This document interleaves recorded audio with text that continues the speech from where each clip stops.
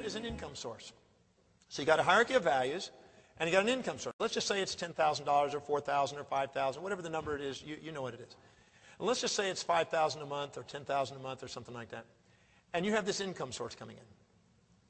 Do you know that when that money comes in, you will spend your money according to the hierarchy of your values? The woman will, if she sees children's clothes, she'll buy children's clothes, children's education, children's this, everything else. And if the very bottom of her value system is saving money, she will have more month at the end of the money than money at the end of the month. She'll run out of money because she'll spend it on the things that are most important, and she won't have money. So you never have money for things that are lowest on your values. You always have money ready for the things that are highest on your values. Life. So what happens is when she gets the money in, she will spend according to your values. The way you manage money is exactly in accordance to the true values you hold. That's why I said how you spend your money earlier. So if you get $10,000 or $5,000, you're going to spend it according to the wealth, the hierarchy of your values. Now, if saving and building wealth is not in the top 4 or 5 of your values, it ain't going to happen. It does not matter how much money you have, how much money you receive. It's how you manage what you receive, because when you manage money wisely, you get more money to manage. When you don't, the wealthy get wealthier, the impoverished get impoverished. It's a proverb. Only because the hierarchy of the values dictate it. I consulted with a client that generated $6.27 million in 1 year. That's what he personally generated. 627 million. At the end of the year, he had $329,000 he had to borrow to pay off his taxes. Now you're thinking, if I had that kind of money, I'd be wealthy. It has nothing to do with how much money you make. It has what you do with the managing of it.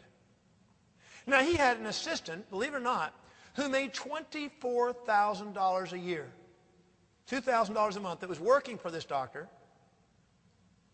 and she saved $400 a month. At the end of the year, she had more money saved than the doctor, who was $329,000 in debt at the end of the year.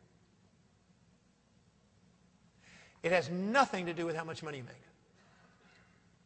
Did you hear about the lady in New York, a lovely black lady, Afro-American lady, who never made more than $2.50 an hour and had 2 jobs occasionally, and she ended up donating some $10 to $15 million into some foundations in New York? Do you remember this lady?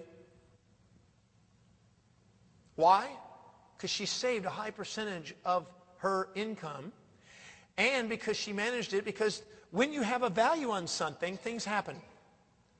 When you have a value and appreciate money, it grows. If you have a value on relationship, they grow. Whatever's highest on your value, you have order and discipline in. Whatever's lowest on your value, you have undiscipline and chaos in. So if you think that you're going to get wealthy without having it on your value list, do you know that even if you want an inheritance, and even if somebody gave you money in a lotto, you will sabotage that money according to the hierarchy of your values, and if it's not high on your values to bring order to it, you'll lose it very quickly. You'll attract an injury. You'll attract some shark to take your money. Weird stuff happens to make sure you go back to what your values dictate. You'll give it to a charity, give rid of it, because you don't feel worthy of it, because the hierarchy of your values dictate it. It has nothing to do with how much you make. It has everything to do with how you manage what you make, and how you manage what you make is exactly according to your values. And getting that across to people, that unless they change their values, their financial destiny doesn't change.